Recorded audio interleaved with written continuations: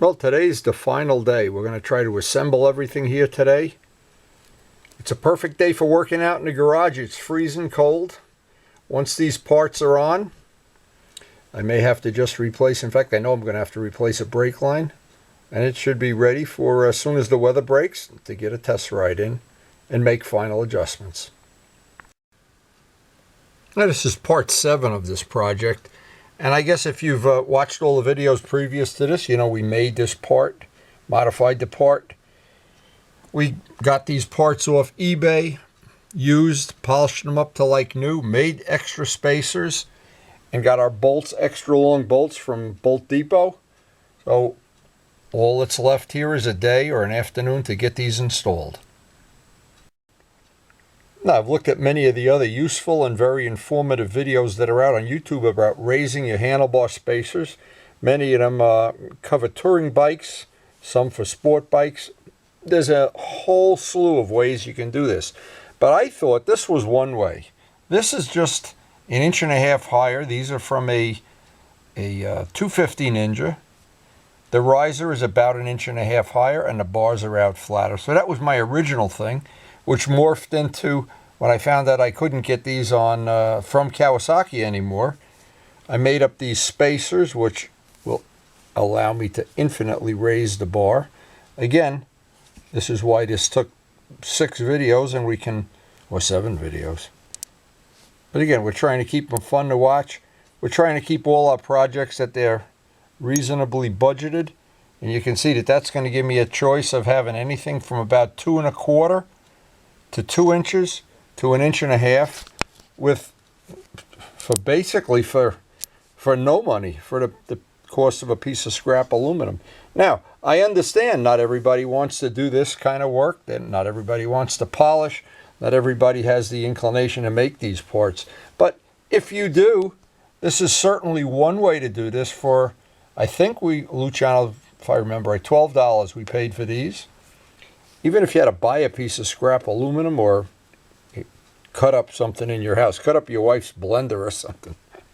And by the way, this is another thing that, and I'm kind of happy the way this worked out when we made the reveal out of aluminum, painted it, and I'm anxious to see how this is going to look when we mount it on the bike.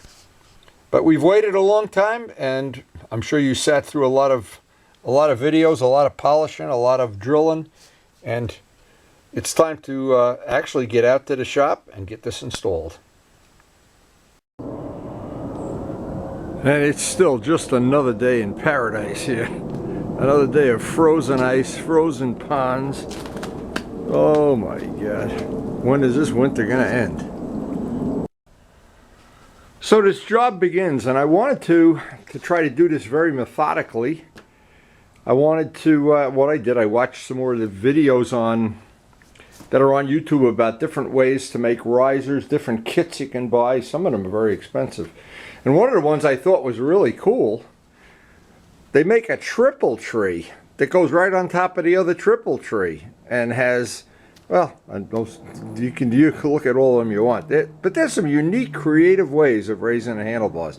Our way is not really really high tech, but it definitely will get I'm sure it'll get the job done. So step 1 is I'm going to start on one side and take one side of the hardware off, release the handlebar with that bolt, take the whole handlebar off, and just replace the one riser after taking off this centerpiece. Now, because I'm working with is a chance some brake fluid may get on something, it's always a good idea to cover all the painted surfaces with an old towel or an old rag. And it avoids scratches too. Now, the way this is designed, once you loosen this bolt, the whole handlebar slides right out. Okay, you can see how the handlebars on these, basically one bolt, and of course they're Loctited in, so every thread you got to fight all the way.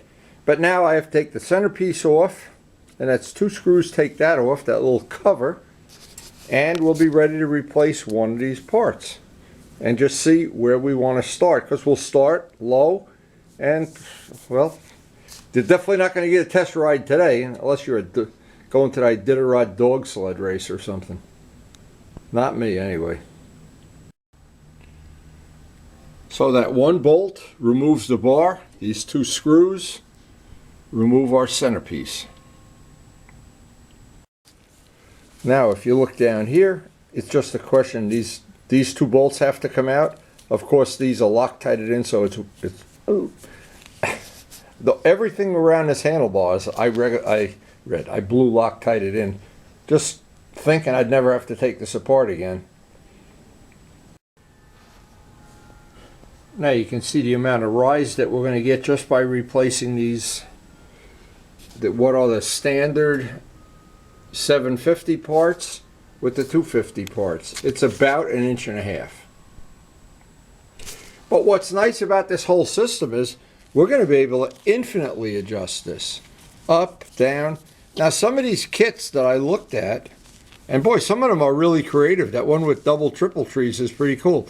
One of the things that I like about it is if you put risers on a bike, say they're 1-inch risers, that's 1 inch. But you can't have a 1/2 inch. This is going to allow us to have a lot of choices.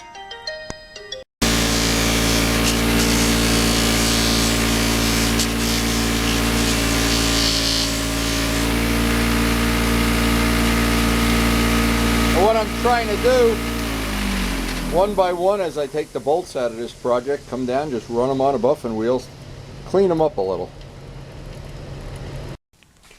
Now, one piece just dry fit up here. Boy, I can see that's going to be very, very comfortable. That's going to be really nice. Here's the low side. This is where you gain it, is in that piece. And also now, once I get the longer hydraulic line on, this one I think I'm going to just be able to reroute, but I don't know for sure. We'll check it out. I think this one can be rerouted, but this one's going to have to be, I have longer lines. That's no problem at all. Yeah, this is going to change the whole scope of riding a bike. Now, after looking at this, it looks like, because of the way this is routed, and of course, there's always slack in it, but what happens as you turn the handlebars lock to lock, it takes up that slack and it makes this line too tight. So the choices are, I could route it, and I'm going to break this union, route it back here, see if that works. If that doesn't work, then I've got to get a longer line. And that's a little bit bigger job, but I'm not really worried about it because it's just a question of replacing a brake line once all this hardware is in place. And it looks like the wires are long enough too, so we want. And anytime I take the brake line or break the brake line, that's cute. There's always going to be something dripping out. That's why I always keep plenty of extra old rags that I'm going to throw away at the end of the job. So this is only a temporary solution because, again, this is just, it has some free play in it, but it's still a little bit too tight for my liking. So I think that what that tells me is that a future job, I'm going to replace these. Bob Navola gave us some great instructions on how to replace these brake lines and hydraulic lines. But that'll get me through the day that I can get my risers installed, and then I'll have a separate day of doing, because I know I'm going to have to do this side, so there's no point. I may as well just order all the parts I need for that. That'll be a separate video in the future. Now it's pretty much the same on this side. Just going to remove all the hardware. I know this line is already tight, so I know that's going to have to be replaced. And I wasn't sure about that one. Now I am sure. We need to do 2 hydraulic lines. And again, that is a separate job. I want to make sure, and I can leave this open. I can just make sure everything here is going to fit. And you can see inside the fairing, I still have about 1 inch I could go here. So, but that's why I have those extra spacers. But for now, this is really looking like, and it's so much more comfortable when you have a low 1 inch, 1.5 inches makes all the difference in the world. Now here's something I hadn't thought of yet too. Once these longer hydraulic lines are on, it looks like all the wires are long enough, all the cables and wires and everything. But what'll happen is if I want to put these back down, once I have the cables extended, it's no problem at all. It's only a problem doing it this way where you have to lengthen everything 1.5 inches. A little thing you can do to just keep the I obviously have a towel on it. Keep the brake fluid from dripping out of here while I'm working on it and pulling all these parts off is just roll up a paper towel, and that just helps. And I have one up here while I'm going to pull this off. I'm not sure if I'm going to be able to get these off without pulling some of the fairing parts off. Remains to be seen. It just makes the job a little bit easier if you pull some of the parts off. Some of these, they just get in your way the whole time you're working on it. Now we're ready to install this part, and then we'll get to actually, well, wrong part. I said that part, like I said.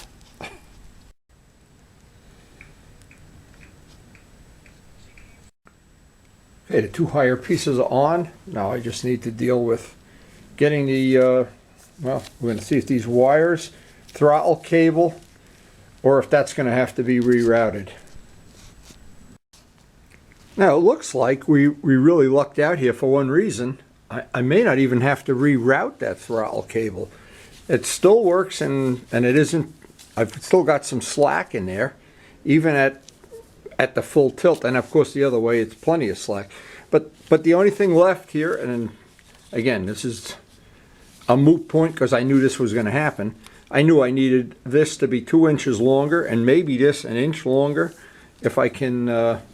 And I know even if I don't have one the right length, I know Luciano's got a bucket of these things too. So this is the final test, of course, you have to have is that it'll go lock to lock. We're not hitting anything, nothing's in the way. Now these, of course, I have to put the master cylinder on when I get the longer line, but I can see I've got plenty. I could put a couple more shims in there if I wanted to. That's amazing. This worked out pretty well, I guess. Even this little, the brake stop light, now of course making the wires longer is not a big deal, but now there's one thing left that, and I don't know the answer to it yet. Here's the hydraulic line down here. Now what I'm going to have to do when I do the brake line and the hydraulic line, I'm going to try to, what I'll do is I'll pull this side of the fairing off and see if I can just simply reroute it. Now, I was able to do that previously. Now, because we're talking about higher handlebars, I wanted to show some of the things. I had to make this little bracket here.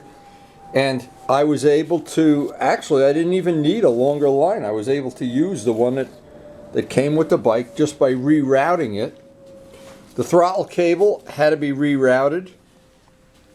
And on an FZR, just for truth in advertising, if you move the throttle cable from, and I don't remember which side it was on, is this? Yeah, it was on this side. I had to take the tank off. I routed it to this side. You can see where it goes in down there. And didn't have to buy another or a longer throttle cable, even though that's not a big deal to buy it. But trying to improvise, some of these, the wires even fit the right way. It was not a big deal. And when I did the R1, Bob Navola helped me replace the brake lines. And we used, this is what I'm going to do probably in the spring or some future time. I get a couple extra bucks to spend. I will get the braided lines. These lines that I'm putting on here are really just temporary anyway. And on an R1, it is the best trick in the world. I really dreaded having to buy or find a longer clutch cable, and I knew that would be a challenge. Well, just by rerouting it, the way they route this, I wasn't sure how they routed it. It was just a crazy way, I remember. And by rerouting it, it worked out perfectly. And on an R1, you can route the throttle cable to the top and around to this side. If it enters right there at the air scoop, the cables are even long enough.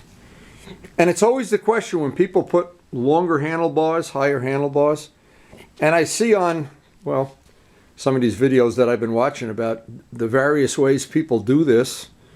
Everybody's got a different, unique way. I'm only trying to share the way that's worked on, let's see, 1, 2, 3, 4 bikes that I've done.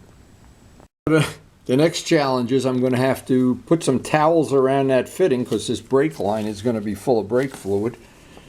Pull this one off and see if I have anything that's even close to being right. If not, I probably go up to Luciano to see what he has.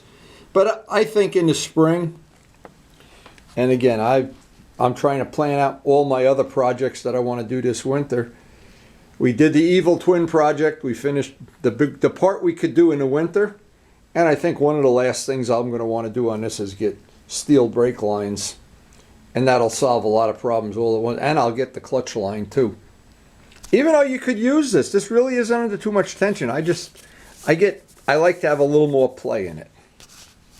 On a job like that, this little flashlight with the 27 LEDs, this comes in so handy. If you only knew how bright, this thing is so bright. So handy when you got to work inside a fairing. That is really, really worth what you pay for it. Oh, by the way, they're free. And that's what I like about the, look at that, how nice and handy that is when I got to get down in there inside the fairing. I might be able to do this without pulling the fairing apart. So this is the line I have to replace. Now I have a bucket of old brake lines. I'm going to look around and see. But even if I don't, it's not the end of the world because I know Luciano does have a lot of these. And that'll get me through to the spring when I want to, I don't know why I'm saying the spring, to the next modification I might want to make on this bike. Anyway, especially to the front brake more than the clutch, is to get the get steel braided lines. In my bucket of stuff, there are certainly plenty of old brake lines, and the question is, are we going to find one? There's a bunch down at the bottom there. Are we going to find one? And this is just a temporary thing, because I remember when Bob Nivola was up here and we replaced some of these lines. I actually have some of the lines from the R1 that were a little bit too short. They may even be appropriate. Actually, when Bob Nivola was here, we had replaced this line off the R1, which was a little short, and it's plenty long for this project. And I've got two. I had two, believe me. I was shocked that usually it's the other way around. I have exactly what I don't need. But I've got three choices here. I just need to see which one fits them the most conveniently.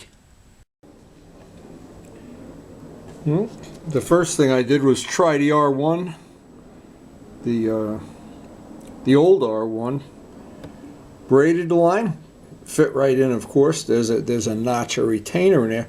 Now I just got to see how I'm going to route it up to where I'm sure it'll be long enough. It's a question, can I make it route neatly? So that worked out better than I thought it would. As I go through this, none of the wires are too tight, so there's no reason to even reroute anything on this side. Now it's just really the only step left on this is going to be to try to get a longer hydraulic line for that side. Well, I don't know that this project couldn't have gone any better. Boy, that really, I wasn't sure. See, I want to see what it's going to look like, the view from riding a motorcycle. It's going to look nice to me. And let's face it, I'm the only one that matters. Only that were true. Anyway, last thing here, I got to bleed the brakes. I need to go get the baby though before I come back and bleed the brakes. Got to bleed the brakes, bead the brakes. Wow, I'm looking at this from every angle. I think that, see, this was a key thing, is getting this cover. I think that really worked out great. And Luciano, thank you for finding those parts. Save us a few shekels. Yeah, that project worked out great. R1 brake line, routed in there. And I was able to pull on this line and pull it through down by the crankcase. Not sure it's, see, here's what I'm able to do, and it's important. I'm able to go lock to lock. That's what really matters, without anything binding or rubbing or whatever. Anyway, hope you enjoyed sharing this project with us. One of many. And we have more stuff coming up soon. Soon as the snow melts and soon as the baby starts behaving. And he always is misbehaving. Anyway, that was one good project.